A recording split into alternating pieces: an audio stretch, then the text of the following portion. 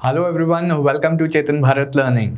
इस वीडियो 'ਚ ਆਪਾਂ ਇਨਵਾਇਰਨਮੈਂਟ ਵਾਲਾ ਪੋਰਸ਼ਨ ਅੱਗੇ ਲੈ ਕੇ ਜਾਂਦੇ ਹਾਂ। ਅੱਜ ਆਪਾਂ ਪੋਲਿਊਸ਼ਨ ਵਾਲਾ ਟੌਪਿਕ ਸਟਾਰਟ ਕਰਨਾ ਹੈ। ਸਭ ਤੋਂ ਪਹਿਲਾਂ ਆਪਾਂ ਗੱਲ ਕਰਾਂਗੇ ਕੁਝ ਜਨਰਲ ਪੋਲਿਊਸ਼ਨ ਨਾਲ ਰਿਲੇਟਡ ਟਰਮਸ ਦੀ, classification of pollutants and then air pollution ਤੇ ਆਪਾਂ ਮੂਵ ਕਰਾਂਗੇ। ਐਜ਼ ਫਾਰ ਐਜ਼ ਪੋਲਿਊਸ਼ਨ ਨਾ ਲਾਈਕ ਦ ਬੇਸਿਕ ਡੈਫੀਨੇਸ਼ਨ ਤਾਂ ਆਪਾਂ ਨੂੰ ਕਲੀਅਰ ਹੀ ਹੈ ਕਿ ਉਹ ਕਿਸੇ ਐਸੇ substance the addition to the environment that is not naturally part of the environment, ਜਾਂ ਉਸ ਕੰਪੋਜੀਸ਼ਨ ਤੋਂ ਇੱਕ ਸਪੈਸੀਫਿਕ ਅਮਾਊਂਟ ਆਫ ਕੰਪੋਜੀਸ਼ਨ ਜਿਹੜਾ ਨੈਚੁਰਲੀ ਐਗਜ਼ਿਸਟ ਕਰਦਾ ਹੈ ਇਨਵਾਇਰਨਮੈਂਟ ਤੋਂ, ਉਸ ਤੋਂ ਜ਼ਿਆਦਾ ਜੇ ਆਪਾਂ ਉਹ ਪੋਲਿਊਟੈਂਟ ਉਹ ਕੈਮੀਕਲ ਐਡ ਕਰ ਦਾਂਗੇ ਆਰਟੀਫਿਸ਼ਲੀ ਟੂ ਦੀ ਐਟਮੋਸਫੇਅਰ ਜਾਂ to the in general to the environment, ਤਾਂ that is regarded as pollution. ਤਾਂ ਆਪਾਂ ਪੋਲਿਊਟੈਂਟਸ ਨੂੰ ਦੋ ਤਰੀਕਿਆਂ ਨਾਲ ਕਲਾਸੀਫਾਈ ਕਰ ਸਕਦੇ ਹਾਂ। ਜੇ ਆਪਾਂ ਥਿਓਰੈਟੀਕਲੀ ਗੱਲ ਕਰੀਏ, ਜਾਂ ਤਾਂ ਪਹਿਲਾ ਤਾਂ ਹੈ on the basis of the form in which they persist after there release. ਤਾਂ ਇਸ ਤਰ੍ਹਾਂ ਦੋ ਤਰ੍ਹਾਂ ਦੇ ਪੋਲਿਊਟੈਂਟਸ ਹੋ ਸਕਦੇ ਆ, ਪ੍ਰਾਇਮਰੀ ਪੋਲਿਊਟੈਂਟਸ ਐਂਡ ਸੈਕੰਡਰੀ ਪੋਲਿਊਟੈਂਟਸ। ਪ੍ਰਾਇਮਰੀ ਪੋਲਿਊਟੈਂਟਸ ਉਹ ਹੈ ਜਿਹੜੇ ਆਪਾਂ ਜਿਸ ਫਾਰਮ 'ਚ ਰਿਲੀਜ਼ ਕੀਤੇ ਉਸੇ ਹੀ ਫਾਰਮ 'ਚ ਪੋਲਿਊਸ਼ਨ ਕਾਜ਼ ਕਰਦੇ ਆ। ਆਪਾਂ ਸਲਫਰ ਡਾਈਆਕਸਾਈਡ, ਕੋਲ ਬੇਸਡ ਥਰਮਲ ਪਾਵਰ ਪਲਾਂਟ ਸੀ ਆਪਣਾ, ਉੱਥੇ ਆਪਾਂ ਕੋਲ ਬਰਨ ਕੀਤਾ, ਕਾਰਬਨ ਡਾਈਆਕਸਾਈਡ ਰਿਲੀਜ਼ ਹੋਈ, ਸਲਫਰ ਡਾਈਆਕਸਾਈਡ ਰਿਲੀਜ਼ ਹੋਈ। ਹੁਣ ਇਹ ਜਿਹੜੀਆਂ ਗੈਸਿਸ ਹੈ ਇਸੇ ਹੀ ਫਾਰਮ 'ਚ ਦੇ ਆਰ ਪੋਲਿਊਟੈਂਟਸ। ਮਤਲਬ ਕਾਰਬਨ ਡਾਈਆਕਸਾਈਡ ਆਪਣੇ ਆਪ 'ਚ ਪੋਲਿਊਟੈਂਟ ਹੈ। ਕਿਸ ਤਰ੍ਹਾਂ ਦਾ ਪੋਲਿਊਟੈਂਟ ਹੈ ਆਪਾਂ ਦੂਜੇ ਡਿਸਕਸ ਕਰਾਂਗੇ ਨੈਕਸਟ ਸਲਾਈਡ ਤੇ। ਸਲਫਰ ਡਾਈਆਕਸਾਈਡ ਆਪਣੇ ਆਪ 'ਚ ਹੀ ਪੋਲਿਊਟੈਂਟ ਹੈ, ਆਪਾਂ ਰਿਲੀਜ਼ ਕਰਤਾ, ਪੋਲਿਊਸ਼ਨ ਹੋ ਗਿਆ। ਇਹ ਤਾਂ ਹੋ ਗਏ ਪ੍ਰਾਇਮਰੀ ਪੋਲਿਊਟੈਂਟ, ਦੇ ਪਰਸਿਸਟ ਇਨ ਦੀ farm in which they are added to the environment. ਦੂਸਰੇ ਤਰ੍ਹਾਂ ਦੇ ਪੋਲਿਊਟੈਂਟ ਉਹ ਸੈਕੰਡਰੀ ਪੋਲਿਊਟੈਂਟਸ, ਕਿ ਆਪਾਂ ਰਿਲੀਜ਼ ਤਾਂ ਕੁਝ ਹੋਰ ਕੀਤਾ ਸੀ, ਉਹਦੇ ਕੈਮੀਕਲ ਰਿਐਕਸ਼ਨਸ ਨਾਲ ਕੋਈ ਹੋਰ ਤੀਸਰੀ ਚੀਜ਼ ਬਣ ਗਈ, ਉਹਨੇ ਇਨਵਾਇਰਨਮੈਂਟ ਨੂੰ ਪੋਲਿਊਟ ਕੀਤਾ। ਇਹ ਜਿਹੜੀ ਇਸ ਤਰ੍ਹਾਂ ਦੇ ਪੋਲਿਊਟੈਂਟਸ ਹੁੰਦੇ ਜਿਹੜੇ ਆਫਟਰ ਲੈਟਸ ਸੇ ਆ ਕੈਮੀਕਲ ਰਿਐਕਸ਼ਨ ਤੋਂ ਬਾਅਦ ਜਿਹੜੇ ਇਨਵਾਇਰਨਮੈਂਟ ਨੂੰ ਪੋਲਿਊਟ ਕਰਦੇ ਆ, ਉਹ ਹੈ secondary pollutants. They are formed by interaction among the primary pollutants. Like ਇੱਥੇ ਥੋੜਾ ਜਿਹਾ ਕੰਪਲੈਕਸ ਐਗਜ਼ਾਮਪਲ ਮੈਂ ਦਿੱਤਾ ਹੋਇਆ ਕਿਉਂਕਿ ਲਾਈਕ ਤੁਸੀਂ ਯਾਦ ਰੱਖਣਾ ਹੈ। Peroxy acetyl nitrate is formed by interaction of nitrogen oxides and hydrocarbons. Vehicular exhaust 'ਚ ਨਾਈਟ੍ਰੋਜਨ ਆਕਸਾਈਡਸ ਹੁੰਦੀਆਂ, ਆਪਾਂ ਵਹੀਕਲਸ ਜਿਹੜਾ ਧੂੰਆਂ ਉਸ 'ਚ ਨਾਈਟ੍ਰੋਜਨ ਆਕਸਾਈਡਸ ਪ੍ਰਾਇਮਰੀ ਪੋਲਿਊਟੈਂਟ ਹੁੰਦੀਆਂ। ਹਾਈਡਰੋਕਾਰਬਨਸ ਦੇ ਰਿਮੇਨਸ ਵਗੈਰਾ ਵੀ ਹੁੰਦੇ ਆ। ਆਫਕੋਰਸ ਜੇ ਆਪਾਂ ਪੈਟਰੋਲ ਡੀਜ਼ਲ ਇਸਤੇਮਾਲ ਕਰਦੇ ਹਾਂ ਤਾਂ ਹਾਈਡਰੋਕਾਰਬਨਸ ਵੀ ਹੋਣਗੇ। ਇਹਨਾਂ ਦੋਨਾਂ ਦੀ further chemical reactions and interaction ਨਾਲ ਆ PAN ਪੋਲਿਊਟੈਂਟ ਰਿਲੀਜ਼ ਹੁੰਦਾ। ਇਹ PAN ਵੀ ਪੋਲਿਊਟੈਂਟ ਹੈ, ਪਰ ਇਹ ਆਪਾਂ ਡਾਇਰੈਕਟਲੀ ਲੈਟਸ ਸੇ ਇੰਡਸਟਰੀਜ਼ ਜਾਂ ਟ੍ਰੀਟਮੈਂਟ ਪਲਾਂਟਸ ਜਾਂ ਫਿਰ ਲੈਟਸ ਸੇ ਵਹੀਕਲਸ ਇਹਨੂੰ ਰਿਲੀਜ਼ ਨਹੀਂ ਕਰ ਰਹੇ ਹੈ। ਇਹ ਪ੍ਰਾਇਮਰੀ ਪੋਲਿਊਟੈਂਟਸ ਦੀ ਰਿਐਕਸ਼ਨ ਨਾਲ ਰਿਲੀਜ਼ ਹੋਇਆ। ਇੱਕ ਇੱਦਾਂ ਹੀ ਐਗਜ਼ਾਮਪਲ ਹੈ ਗਰਾਊਂਡ ਲੈਵਲ ਓਜ਼ੋਨ। ਓਜ਼ੋਨ ਆਪਾਂ ਜੀਓਗ੍ਰਾਫੀ 'ਚ ਪੜ੍ਹਿਆ ਕਿ ਸਟ੍ਰੈਟੋਸਫੇਅਰ 'ਚ ਪਾਈ ਜਾਂਦੀ ਹੈ, ਬਿਲਕੁਲ ਠੀਕ ਹੈ ਜੀ। ਲੇਕਿਨ ਓਜ਼ੋਨ ਕਈ ਵਾਰ ਟ੍ਰੋਪੋਸਫੇਅਰ 'ਚ ਵੀ ਪਾਈ ਜਾਂਦੀ ਹੈ, ਲੋਅਰ ਐਟਮੋਸਫੇਅਰ 'ਚ ਵੀ ਪਾਈ ਜਾਂਦੀ ਹੈ। ਓਜ਼ੋਨ ਜੇ ਲਾਈਕ ਅਪਰ ਸਟ੍ਰੈਟੋਸਫੇਅਰ 'ਚ ਹੈ ਫਿਰ ਤਾਂ ਠੀਕ ਹੈ, ਲੇਕਿਨ ਜਦੋਂ ਓਜ਼ੋਨ ਟ੍ਰੋਪੋਸਫੇਅਰ 'ਚ ਪਾਈ ਜਾਂਦੀ ਹੈ, ਲੋਅਰ ਐਟਮੋਸਫੇਅਰ 'ਚ ਪਾਈ ਜਾਂਦੀ ਹੈ, in that case ozone is regarded as a pollutant. ਹੁਣ ਲੋਅਰ ਐਟਮੋਸਫੇਅਰ 'ਚ ਓਜ਼ੋਨ ਕਿੱਥੋਂ ਆਈ? ਇਹ ਇਸੇ ਤਰ੍ਹਾਂ ਆਉਂਦੀ ਹੈ interaction among the primary pollutants ਨਾਲ। ਨਾਈਟ੍ਰੋਜਨ ਆਕਸਾਈਡਸ ਰਿਐਕਟ ਕਰਦੀਆਂ ਸਨਲਾਈਟ ਦੀ ਪ੍ਰੈਜ਼ੈਂਟ 'ਚ, ਫੋਟੋ ਕੈਮੀਕਲ ਰਿਐਕਸ਼ਨ ਹੁੰਦਾ ਹੈ and that leads to generation of ground level ozone. ਹੁਣ ground level ozone as such vehicular exhaust ਤੋਂ ਨਹੀਂ ਆਈ, as such let's say thermal power plants ਨੇ ਰਿਲੀਜ਼ ਨਹੀਂ ਕੀਤੀ, but interaction among the primary pollutants ਜਾਂ chemical reactions with the primary pollutants ਨਾਲ ਅੱਗੇ ਪ੍ਰੋਡਿਊਸ ਹੋਈ ਗਰਾਊਂਡ ਲੈਵਲ ਓਜ਼ੋਨ, ਉਹਨੇ ਆਪਣੇ ਇਨਵਾਇਰਨਮੈਂਟ ਨੂੰ ਪੋਲਿਊਟ ਕੀਤਾ। ਤਾਂ ਇਸ ਤਰ੍ਹਾਂ ਦੇ ਪੋਲਿਊਟੈਂਟਸ ਨੂੰ ਆਪਾਂ ਕਹਿੰਦੇ ਹਾਂ ਸੈਕੰਡਰੀ ਪੋਲਿਊਟੈਂਟਸ। ਇਹ ਤਾਂ ਇੱਕ ਤਰੀਕਾ ਹੋ ਗਿਆ ਕਲਾਸੀਫਾਈ ਕਰਨ ਦਾ। ਦੂਸਰਾ ਤਰੀਕਾ ਹੈ on the basis of their existence in nature, quantitative pollutants and qualitative pollutants. Carbon dioxide and let's say plastic is a pollutant, carbon dioxide is a pollutant, air pollutant है, land pollutant है। लेकिन carbon dioxide ਤਾਂ ਆਪਾਂ ਕੀਤਾ ਕਿ atmosphere 'ਚ ਵੈਸੇ ਵੀ exist ਕਰਦੀ ਹੈ। ਕੰਪੋਜੀਸ਼ਨ ਆਫ ਐਟਮੋਸਫੇਅਰ 'ਚ ਆਪਾਂ ਕੀਤਾ ਸੀ 0.03% of atmosphere is constituted by carbon dioxide. ਫਿਰ ਆਪਾਂ ਕਾਰਬਨ ਡਾਈਆਕਸਾਈਡ ਨੂੰ ਪੋਲਿਊਟੈਂਟ ਕਿਉਂ ਕਹਿ ਰਹੇ ਹਾਂ? ਇੱਕ ਲਿਮਿਟ ਤੋਂ ਜ਼ਿਆਦਾ, access of everything is bad, ਮੈਂ ਹਮੇਸ਼ਾ ਕਹਿੰਦਾ ਕਿ ਇੱਕ ਲਿਮਿਟ ਤੋਂ ਜ਼ਿਆਦਾ ਜੇ ਨੈਚੁਰਲ ਸਬਸਟੈਂਸਿਸ ਵੀ ਰਿਲੀਜ਼ ਕੀਤੇ ਜਾਣਗੇ ਉਹ ਵੀ ਪੋਲਿਊਟੈਂਟਸ ਬਣ ਜਾਂਦੇ ਆ, ਉਹ ਵੀ ਪੋਲਿਊਟੈਂਟਸ ਹੀ ਕੰਸੀਡਰ ਕੀਤੇ ਜਾਂਦੇ ਆ। ਇੱਕ ਆਪਾਂ ਕਾਰਬਨ ਸਾਈਕਲ ਕਵਰ ਕੀਤਾ ਸੀ ਇਕੋਲੋਜੀ ਵਾਲੇ ਪੋਰਸ਼ਨ 'ਚ, ਬਾਇਓ ਜੀਓ ਕੈਮੀਕਲ ਸਾਈਕਲਸ ਵਾਲੇ ਪੋਰਸ਼ਨ 'ਚ, ਕਿ ਕਾਰਬਨ ਡਾਈਆਕਸਾਈਡ ਉਹ ਅਬਜ਼ੌਰਬ ਕਰ ਲਿੱਤੀ ਜਾਂਦੀ ਹੈ ਐਂਡ ਪੂਰਾ ਕਾਰਬਨ ਸਾਈਕਲ ਐਗਜ਼ਿਸਟ ਕਰਦਾ ਹੈ। इस कार्बन साइकिल 'ਚ एक इक्विलिब्रियम है कि जिन्नी को कार्बन डाइऑक्साइड एग्जिस्ट करती है उन्नी को यूज़ हो जाती है, उन्नी को रिलीज़ कर दी जाती है। बट जे बहुत ज़्यादा कार्बन डाइऑक्साइड आप रिलीज़ कर देंगे कार्बन साइकिल खराब हो जाऊगा। कार्बन डाइऑक्साइड आप ज़्यादा रिलीज़ कर रहे हैं, उसकी अब्जॉर्प्शन घट हो रही है। ऐसे वाले पोल्यूटेंट्स ਨੂੰ ਆਪਾਂ ਕਹਿੰਦੇ हैं क्वांटिटेटिव पोल्यूटेंट। इन्हां दी क्वांटिटी दे बेसिस ते पोल्यूटेंट्स है, अदरवाइज जे क्वांटिटी घट है तो ये पोल्यूटेंट्स नहीं है। जे एक स्पैसीफिक लिमिट तो क्वांटिटी ज़्यादा तो ये क्वांटिटेटिव पोल्यूटेंट्स है। एग्जाम्पल वही है nitrogen dioxide, nitrogen oxide, sulphur oxide dioxide, सारियां जिहड़ियां नैचुरली जिहड़ियां गैसां अदरवाइज भी एग्जिस्ट करती हैं। दूसरे तरह के पोल्यूटेंट्स हो गए प्लास्टिक के तरह। प्लास्टिक नैचुरली नहीं एग्जिस्ट करता। जो तुसीं प्लास्टिक प्रोड्यूस करते हो, प्लास्टिक डिस्पोज ऑफ कर देंगे हो, रैंडमली तुसीं थ्रो करता, वो भावें थोड़ा है वो भावें ज़्यादा है, it is a pollutant, it pollutes the environment. DDT है, DDT नैचुरली नहीं एग्जिस्ट करती। जो तुसीं DDT स्प्रे करती, it is a pollutant to the environment. हालांकि चलो वो जो भी बेनिफिट है नहीं है, as far as environment and ecology is concern, DDT is a pollutant, भावें थोड़ी है भावें वो ज़्यादा है। तो यह दूसरा तरीका है पोल्यूटेंट्स नूं क्लासीफाई करने का। तो आप फर्स्ट अगे मूव करते हैं, जो अपना पहला मेन टॉपिक रहूगा एयर पोल्यूशन। एयर पोल्यूशन के सोर्सिस की हो सकते हैं, कितना मतलब सोर्सिस नूं आपां दो तरीके नाल कर सकते हैं। एक तो पोल्यूटेंट्स किहड़े-किहड़े है, फिर वो पोल्यूटेंट्स कित्थों कित्थों आते हैं। ਉਹਦੇ ਲਈ ਤੁਹਾਡੇ ਲਾਈਕ ਸ਼ੀਟ 'ਚ ਤੁਹਾਨੂੰ ਚਾਰਟ ਮਿਲ ਜਾਊਗਾ। ਇੱਥੇ ਮੈਂ ਪੂਰਾ ਚਾਰਟ ਦਾ ਸਕਰੀਨਸ਼ਾਟ ਲਿੱਤਾ ਹੈ, ਇੰਨਾ ਕਲੀਅਰ ਨਹੀਂ ਹੋਊਗਾ ਬਟ ਤੁਹਾਨੂੰ ਤੁਹਾਡੀ PDF ਤੋਂ ਇਹ ਵਾਲਾ ਤੁਸੀਂ ਚਾਰਟ ਚੰਗੀ ਤਰ੍ਹਾਂ ਕਵਰ ਕਰਨਾ ਹੈ। What are the major ਪੋਲਿਊਟੈਂਟਸ and what are the sources of those ਪੋਲਿਊਟੈਂਟਸ। ਤਾਂ ਜਨਰਲ ਜੇ ਪੋਲਿਊਟੈਂਟਸ ਆਪਣੇ ਆ ਜਾਂਦੇ ਆ ਸਲਫਰ ਆਕਸਾਈਡ, ਸਲਫਰ ਡਾਈਆਕਸਾਈਡ ਪ੍ਰਾइमरीली। ਜਿਹੜੇ ਕੁਝ ਬੇਸਿਕ ਜੇ ਪੋਲਿਊਟੈਂਟਸ ਆ ਤੁਸੀਂ ਯਾਦ ਰੱਖਣੇ ਹੀ ਰੱਖਣੇ ਆ। ਸਲਫਰ ਡਾਈਆਕਸਾਈਡ, ਨਾਈਟ੍ਰੋਜਨ ਦੀਆਂ ਆਕਸਾਈਡਸ। ਨਾਈਟ੍ਰੋਜਨ ਦੇ ਲਈ ਨਾ ਆਪਾਂ ਲਾਈਕ NOx यूज़ करते हैं, ये तो सल्फर डाइऑक्साइड हो गया। नाइट्रोजन दियाँ 2-3 ऑक्साइड्स है, N2O, NO, NO2, these are different oxides of nitrogen। तो ਉਹਦੇ ਲਈ ਆਪਾਂ ਜਨਰਲ ਜਿਹਾ ਇੱਦਾਂ ਫਾਰਮੂਲਾ ਯੂਜ਼ ਕਰ ਲਈਦਾ NOx। तो sulphur dioxide NOx, carbon dioxide carbon monoxide. Carbon दी कंप्लीट बर्निंग होगी, कंप्लीट कंबशन होगी, कंप्लीट ऑक्सीडेशन होगी तो कार्बन डाइऑक्साइड बनूगा। कार्बन दी इनकंप्लीट बर्निंग होगी तो कार्बन मोनोऑक्साइड बनूगा। ऑक्सीजन इत्थे घट है as compare to carbon dioxide, incomplete oxidation. ये याद रखने हैं। फिर तुसीं कुछ होर लाइक ये तो अपने जनरल जे एयर पोल्यूटेंट्स आपां नूं याद ही हुंदे आ। एक इन्हां नाल ही मिलदा जुलदा टर्म है पार्टिकुलेट मैटर। SPM आप कहते हैं सस्पेंडेड पार्टिकुलेट मैटर, या सिंपली आप पार्टिकुलेट मैटर टर्म यूज़ करते हैं। वो सॉलिड पार्टिकल्स जोड़े कि सस्पेंडेड रहते हैं। हुण स्मोक डस्ट ये सॉलिड पार्टिकल्स है, या अनबर्नट पीसीज ऑफ कार्बन ये सॉलिड पार्टिकल्स है जोड़े एटमोसफेयर च सस्पेंडेड रहते हैं। तो सस्पेंडेड पार्टिकुलेट पार्टिकल्स का बनया होया पार्टिकुलेट मैटर। ये तो सारियां गैसेस हो गई हैं, गैसेस दे मॉलिक्यूल्स है। ऐसा कोई सॉलिड पार्टिकल नहीं हैगा, कोई कतरा नहीं हैगा। इत्थे पार्टिकुलेट पार्टिकल्स का बनया होया मैटर, लेकिन जिहड़ा कि सस्पेंडेड इन एयर है, एयर पोल्यूशन कॉज कर रहा है।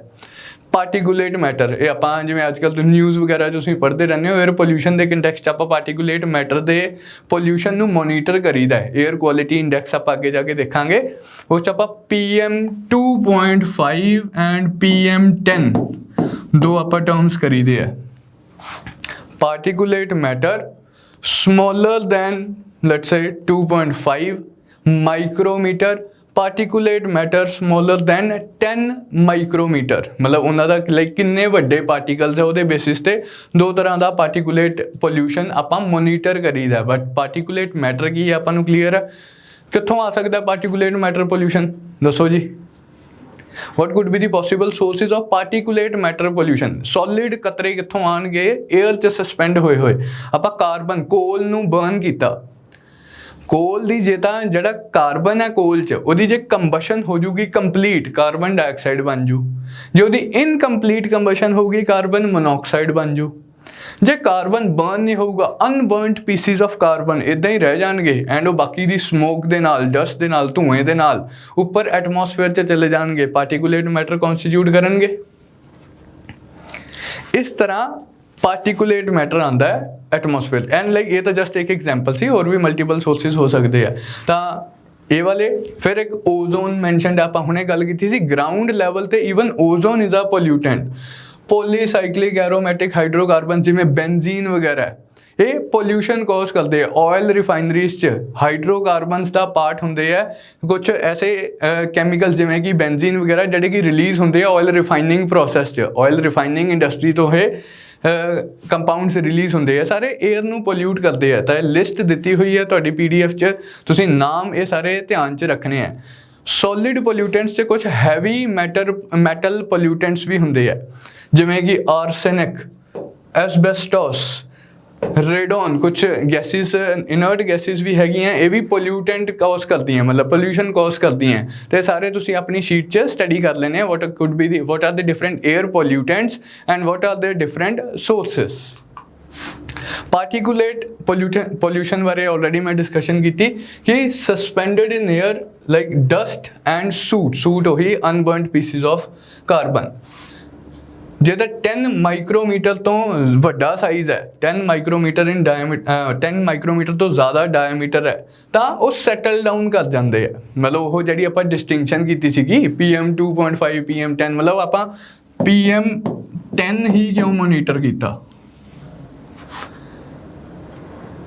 क्योंकि मतलब जे 10 माइक्रोमीटर तो वड्डे जेडे पार्टिकल्स होंगे है वो तो सैटल डाउन कर जाते हैं, वो तो in general he eventually settle down कर जाते हैं एयर च बहुत ज़्यादा टाइम तक, क्योंकि हैवी होंगे है, ज़्यादा टाइम तक सस्पेंड नहीं रहते, इवेंचुअली वो सैटल डाउन कर जाते हैं। जिवें थोड़ी जी मोटी वाली फ्लाई ऐश आप कह सकते हैं, फ्लाई ऐश के बारे भी आप स्टडी करांगे, थर्मल प्लांट्स तो रिलीज़ होंगी है, वो इवेंचुअली सैटल डाउन कर जाती है। अनबर्नड पीसीज ऑफ कार्बन है, सूट है, सस्पेंडेड इन एयर सी, क्योंकि लेकिन साइज़ वड्डा सी, हैवी सी, इस करके वो सैटल डाउन कर जाते हैं ज़मीन पर। एक तो ये हो गया जे, लेकिन इस तो छोटा साइज़ है, 10 माइक्रोमीटर तो छोटा साइज़ है, फिर वो पार्टिकल इन्ने हल्के हो जाते हैं कि एटमोसफेयर से सस्पेंडेड रहते हैं for a relatively more amount of time. J particle size तुसीं होर भी छोटा कर दो, लेट्स से 2.5, दो मैं लिखवाए थे तुहानूं, 2.5 माइक्रोमीटर तो भी छोटे पोल्यूटेंट्स है, छोटे पार्टिकल्स है, और ये तो इन्ने छोटे पार्टिकल्स है कि ये सस्पेंडेड रहते हैं। तो ईवन आप इन्हों ब्रीद इन कर सकते हैं, अपने लंग्स से जा सकते हैं, रेस्पिरेटरी प्रॉब्लम्स क्रिएट कर सकते हैं, इन्फ्लेमेशन ऑफ लंग्स कॉज कर सकते हैं, ब्रोंकाइटिस कॉज कर सकते हैं, मतलब जेडे आप इनहेल करके जेडे अपने लंग्स से भी जा सकते हैं। PM 2.5 तो जिन्ने छोटे होंगे उन्ने लाइक उन्होंने ड्रॉबैक्स ज़्यादा होंगे। तो ये दो जड़े पोल्यूटेंट्स है PM 10, जिवें मैं पहला भी दस्या, आप एयर क्वालिटी इंडेक्स च इन्हों मोनीटर करीदा।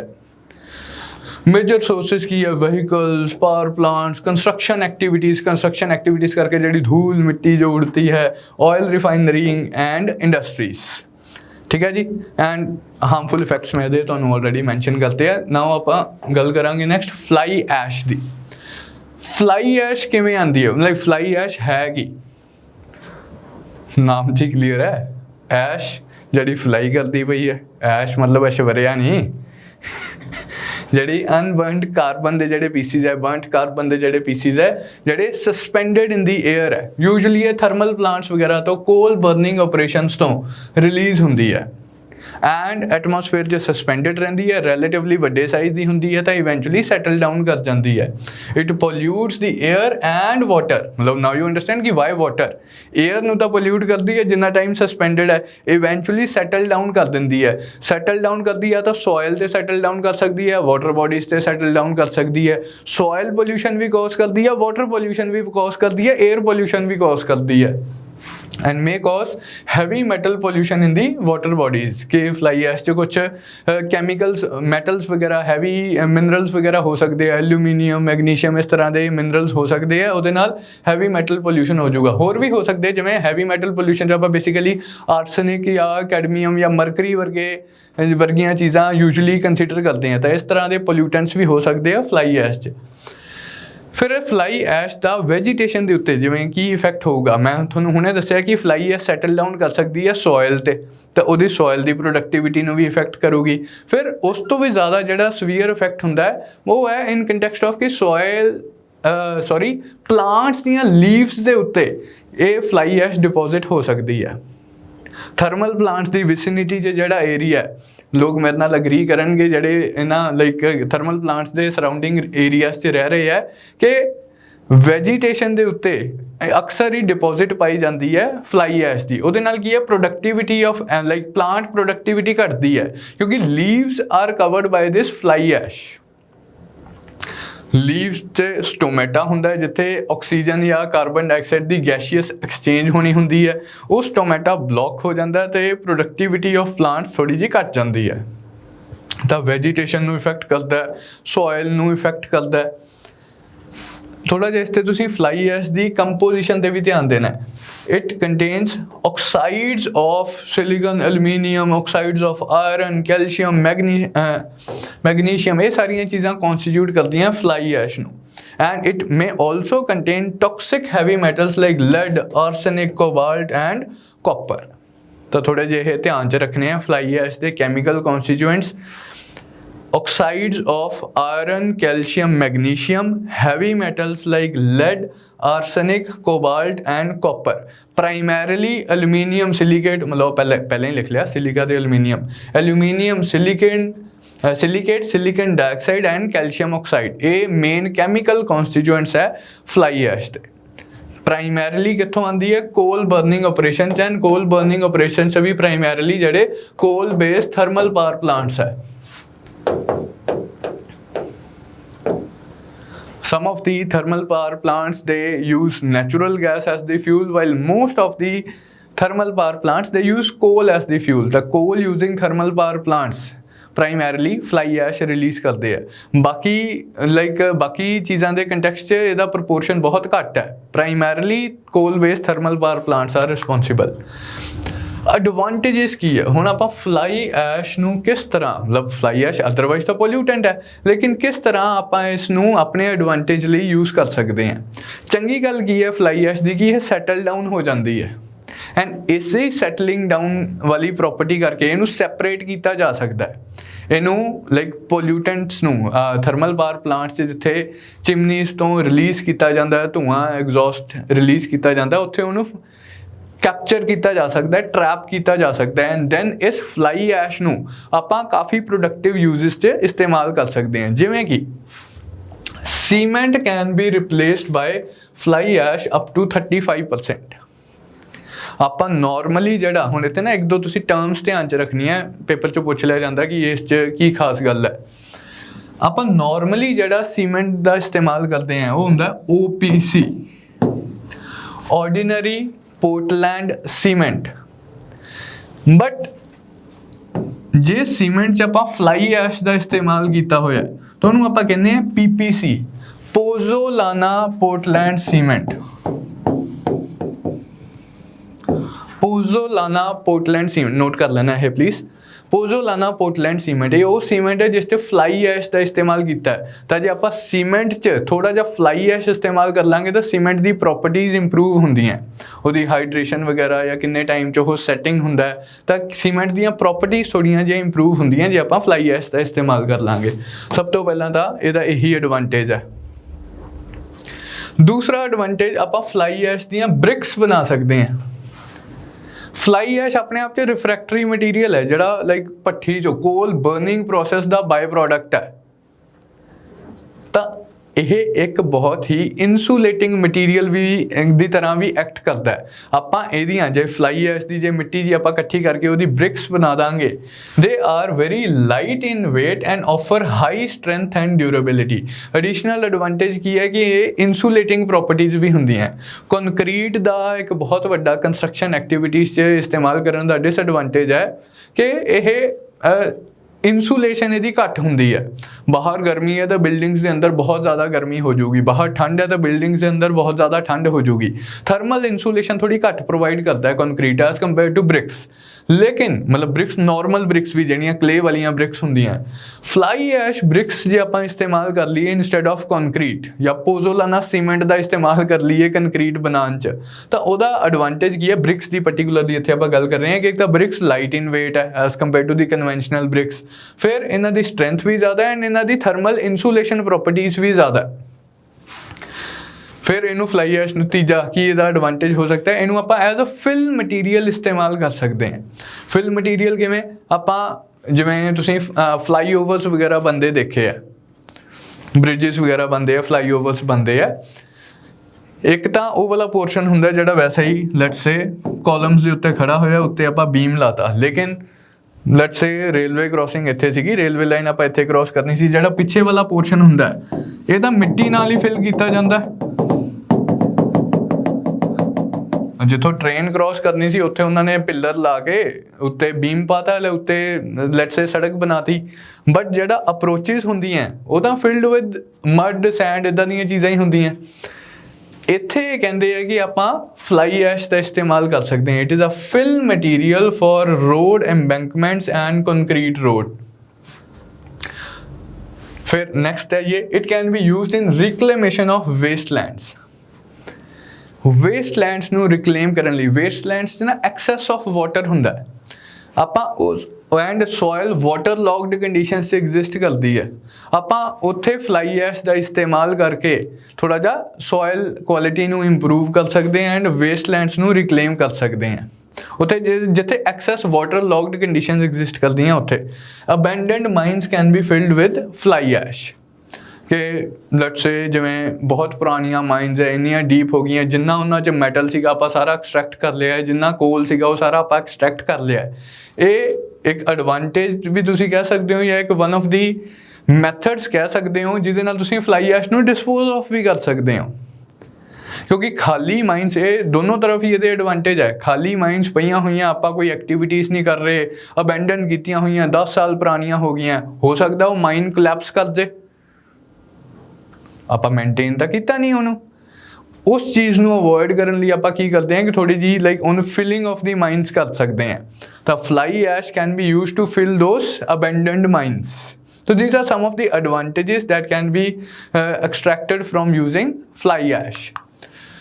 Next, ਇਸੇ ਤਰ੍ਹਾਂ ਹੀ ਜਿਵੇਂ ਆਪਾਂ ਪਹਿਲਾਂ ਕੁਝ ਪੋਲਿਊਟੈਂਟਸ, ਜਨਰਲ ਜੇ ਪੋਲਿਊਟੈਂਟਸ ਡਿਸਕਸ ਕੀਤੇ ਸੀ, carbon dioxide, sulphur dioxide, nitrogen oxides, ਕੁਝ ਸਪੈਸੀਫਿਕ ਜੇ ਪੋਲਿਊਟੈਂਟਸ 'ਤੇ ਡਿਸਕਸ਼ਨ ਕਰਨਾ ਆਪਣਾ ਲਾਜ਼ਮੀ ਬਣਦਾ ਹੈ, ਜਿਵੇਂ ਕਿ ਵੋਲੇਟਾਈਲ ਆਰਗੈਨਿਕ ਕੰਪਾਊਂਡਸ।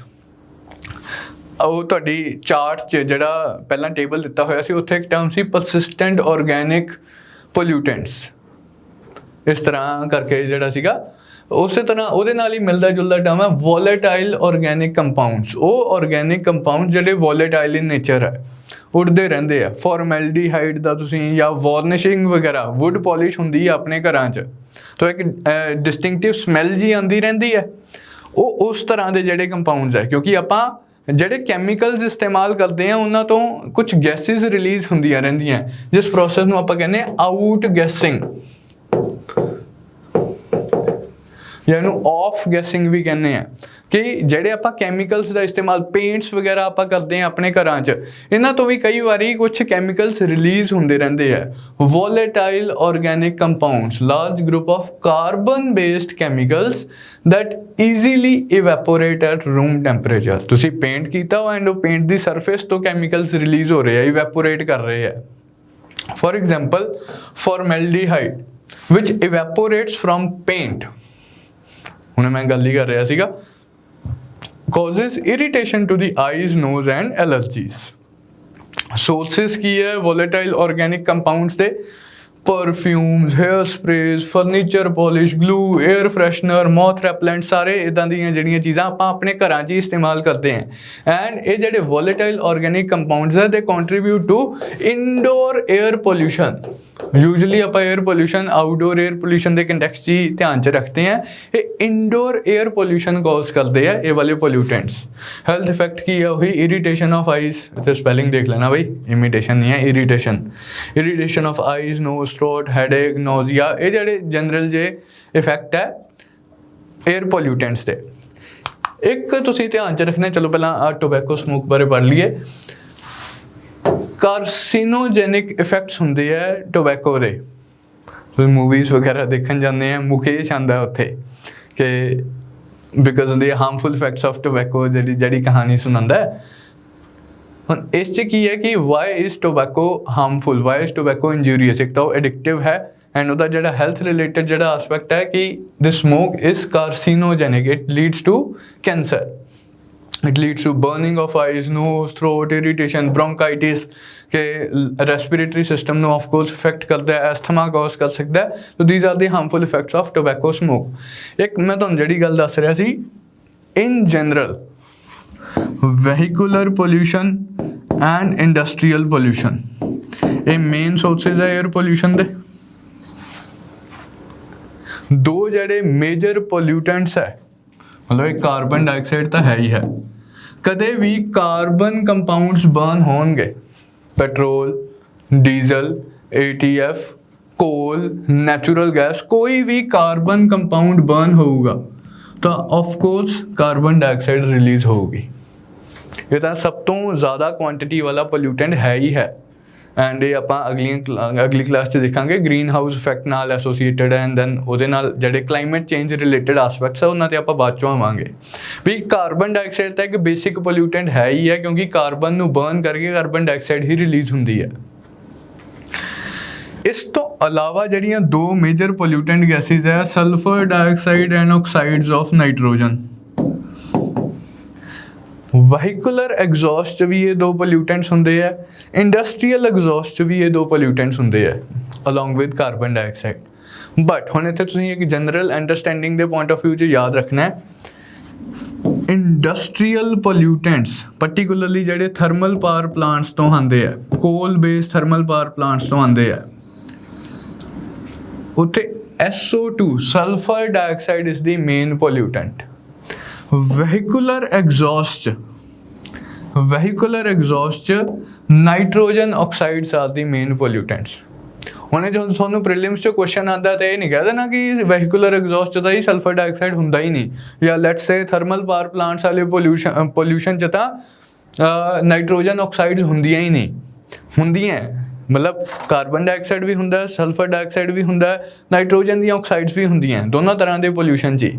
ਬਟ ਪ੍ਰਾਈਮੈਰਲੀ ਮਤਲਬ ਮੋਟਾ ਜੇ ਆਪਾਂ ਨੂੰ ਪੁੱਛਿਆ ਜਾਵੇ ਕਿ sulphur dioxide is primarily caused due to, ਤਾਂ ਉਹ coal based thermal power plants are primarily responsible for sulfur dioxide pollution. Nitrogen oxides pollution is primarily caused by vehicular pollution. ठीक है, ये तुसीं एक डिस्टिंक्शन ध्यान च रखनी है. नैक्सट हुण एक टर्म हुंदी है स्मोग. ਆਪਾਂ ਜੋਗ੍ਰਾਫੀ 'ਚ ਵੀ ਇਹਦੇ ਬਾਰੇ ਪੜ੍ਹਿਆ ਸੀਗਾ, ਮੈਂ ਮੈਂਸ਼ਨ ਜਿਹਾ ਹੀ ਕੀਤਾ ਸੀਗਾ. ਆਪਾਂ ਫੌਗ ਪੜ੍ਹਿਆ ਸੀਗਾ ਕੰਡੈਂਸੇਸ਼ਨ 'ਚ, ਐਂਡ ਮੈਂ ਤੁਹਾਨੂੰ ਦੱਸਿਆ ਸੀਗਾ smoke plus fog is non as smog. The smoky fog caused by burning large amounts of coal, vehicular pollution and all. कि एक ਤੁਹਾਡਾ ਇੱਕ ਤਾਂ ਫੌਗੀ ਕੰਡੀਸ਼ਨਸ, ਕੰਡੈਂਸੇਸ਼ਨ ਹੋ ਰਹੀ ਹੈ, ਫੌਗੀ ਕੰਡੀਸ਼ਨਸ ਐਗਜ਼ਿਸਟ ਕਰ ਰਹੀਆਂ, ਉੱਪਰੋਂ ਪੋਲਿਊਸ਼ਨ ਹੋ ਰਿਹਾ, ਸਮੋਗ ਕੰਡੀਸ਼ਨਸ ਐਗਜ਼ਿਸਟ ਕਰਨਗੀਆਂ. ਦੋ ਤਰ੍ਹਾਂ ਦੀ ਸਮੋਗ ਹੋ ਸਕਦੀ ਹੈ, ਆਪਾਂ ਸਟੱਡੀ ਕਰਦੇ ਹਾਂ, ਜਾਂ ਤਾਂ ਸਲਫਰਸ ਸਮੋਗ ਹੋ ਸਕਦੀ ਹੈ ਜਾਂ ਫਿਰ ਨਾਈਟਰਸ ਸਮੋਗ ਹੋ ਸਕਦੀ ਹੈ. ਮਤਲਬ ਡਿਪੈਂਡਿੰਗ ਔਨ ਕਿ ਪ੍ਰਾਇਮਰੀ ਜਿਹੜੇ ਪੋਲਿਊਟੈਂਟਸ ਹੈ ਉਹ ਥਰਮਲ ਪਾਵਰ ਪਲਾਂਟ, ਉਹ let's say sulphur dioxide pollution ਕਰਕੇ ਹੋਈ ਹੈ ਜਾਂ ਨਾਈਟ੍ਰੋਜਨ ਆਕਸਾਈਡਸ ਦੇ ਪੋਲਿਊਸ਼ਨ ਕਰਕੇ ਹੋਈ ਹੈ. ਐਂਡ ਹੁਣ ਆਪਾਂ ਜਿਹੜੀ ਪਿਛਲੀ ਡਿਸਕਸ਼ਨ ਕੀਤੀ ਉਹਦੇ ਬੇਸਿਸ 'ਤੇ ਤੁਸੀਂ ਮੈਨੂੰ ਦੱਸ ਹੀ ਸਕਦੇ ਹੋ ਕਿ ਜੇ ਥਰਮਲ ਪਾਵਰ ਪਲਾਂਟਸ ਜ਼ਿਆਦਾ ਹੋਣਗੇ ਤਾਂ ਸਲਫਰਸ ਸਮੋਗ ਹੋਊਗੀ, ਜਾਂ ਅੱਗੇ ਵਾਲੀ ਫੋਟੋਕੈਮੀਕਲ ਸਮੋਗ ਹੋਊਗੀ ਜਿਹੜੀ ਕਿ ਨਾਈਟਰਸ ਸਮੋਗ ਹੈ. ਇਹ ਬੇਸਿਕਲੀ ਥਰਮਲ ਪਾਵਰ ਪਲਾਂਟਸ ਵਾਲੇ ਪੋਲਿਊਸ਼ਨ, ਕੋਲ ਬੇਸਡ ਥਰਮਲ ਪਾਵਰ ਪਲਾਂਟਸ ਵਾਲੇ ਪੋਲਿਊਟੈਂਟਸ ਤੋਂ ਹੋਊਗੀ, ਜਾਂ ਇਨ ਜਨਰਲ ਉਹਨਾਂ ਇੰਡਸਟਰੀਜ਼ ਦੇ ਪੋਲਿਊਸ਼ਨ ਤੋਂ ਹੋਊਗੀ ਜਿਹੜੀਆਂ ਕੋਲ ਨੂੰ ਐਜ਼ ਅ ਫਿਊਲ ਇਸਤੇਮਾਲ ਕਰਦੀਆਂ. This is also non as London smog, because it results from high concentration of sulfur oxides in the air and is caused by sulfur bearing fossil fuels, particularly coal. Clear है जी, ये गल बस यदि तुसी ध्यान रखनी है. नाम ही जो सल्फर आ गया एंड सल्फर अपने दिमाग च क्लीयर है कि ये कोल नाल ही प्राइमरली हुंदा एंड कोल नाल हुंदा तां लाइक बस सल्फरस स्मोक कहंदे आ उहनूं, एंड प्यार नाल आपां इहनूं लंडन स्मोक कहंदे आ. ਦੂਜੇ ਵਾਲੀ ਜਿਹੜੀ ਸਮੋਕ ਹੈ ਨਾਈਟਰਸ ਸਮੋਕ ਜਾਂ ਫੋਟੋਕੈਮੀਕਲ ਸਮੋਕ, ਉਹਦੇ ਲਈ ਬੈਟਰ ਟਰਮ ਹੈ, ਇਹਨੂੰ ਆਪਾਂ ਲਾਸ ਐਂਜਲਸ ਸਮੋਕ ਕਹਿੰਦੇ ਹਾਂ. ਉਹ ਇੱਦਾਂ ਹੀ ਆਪਾਂ ਨਾਮ ਰੱਖੇ ਹੋਏ ਆ. ਲੰਡਨ 'ਚ ਜਿਹੜੀ ਸਮੋਕ ਸੀਗੀ ਉਹ ਕਿਹੜੇ ਪੋਲਿਊਸ਼ਨ ਕਰਕੇ ਸੀ, ਉੱਥੋਂ ਆਪਾਂ ਨਾਮ ਰੱਖਤਾ ਲੰਡਨ ਸਮੋਕ. ਵੀ ਉਹਨਾਂ ਨੇ ਦੇਖਿਆ ਕਿ ਇਹ ਤਾਂ ਸਲਫਰ ਡਾਈਆਕਸਾਈਡ ਪੋਲਿਊਸ਼ਨ ਜ਼ਿਆਦਾ ਹੈ. ਇੱਥੇ ਇਹਨਾਂ ਨੇ ਸਮੋਕ ਦੇਖੀ, ਇਹਨਾਂ ਨੂੰ ਪਹਿਲਾਂ ਲੱਗਿਆ ਕਿ ਸਲਫਰ ਡਾਈਆਕਸਾਈਡ ਕਰਕੇ ਹੀ ਹੋਊਗੀ, ਬਟ ਐਨਾਲਾਈਜ਼ ਕੀਤਾ ਤਾਂ ਨਾਈਟ੍ਰੋਜਨ ਆਕਸਾਈਡਸ ਵਰ ਪ੍ਰਾਈਮਰਲੀ ਰਿਸਪੋਂਸੀਬਲ. ਤਾਂ ਉਹਨਾਂ ਨੇ ਨਵਾਂ ਨਾਮ ਰੱਖਤਾ ਲਾਸ ਐਂਜਲਸ ਸਮੋਕ. ਇਹ ਤਾਂ ਨਹੀਂ ਹੈ ਕਿ ਸਿਰਫ ਲਾਸ ਐਂਜਲਸ 'ਚ ਹੀ ਹੁੰਦੀ ਹੈ ਇਹ. पोल्यूटेंट मेन किहड़ा उहदे बेसिस ते डिस्टिंक्शन है। So it occurs primarily in the urban areas that have large number of automobiles. Urban areas ही क्यों? क्योंकि ऑटोमोबाइल कंसनट्रेशन ज़्यादा है, वहीकुलर कंसनट्रेशन ज़्यादा है।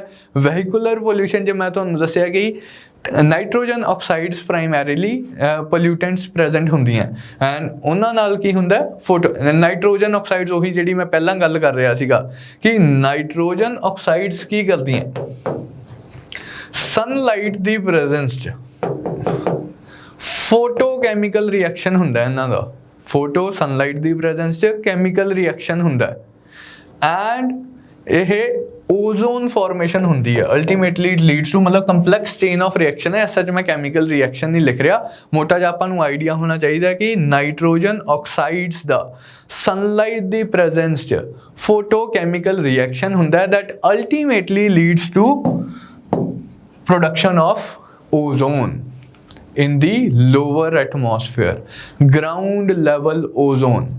एक तो है सेकेंडरी पोल्यूशन बनया, पोल्यूटेंट्स बनया।